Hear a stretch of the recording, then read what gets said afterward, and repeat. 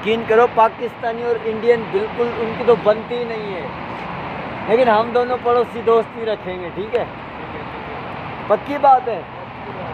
अस्सलाम वालेकुम दोस्तों, ये हमारे प्यारे दोस्त हैं इंडिया से। इंडिया में कौन से इलाके से? यूपी। यूपी वाला ठुमका लगा, ओके वो वाला यूपी। और ये दिल्ली कहाँ पर है? दिल्ली पास में है। और मुंबई? मुंबई दूर है।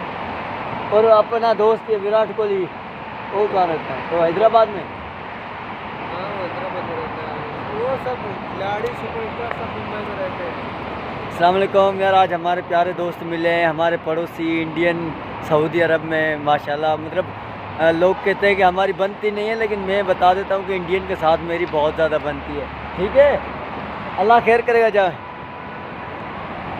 तो इस व्लॉग को प्लीज़ आप लोग लाइक करना, कमेंट करना, सब्सक्राइब करना।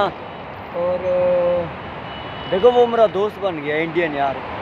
पता है हमारे पाकिस्तानियों की बिल्कुल नहीं बनती इंडियन से।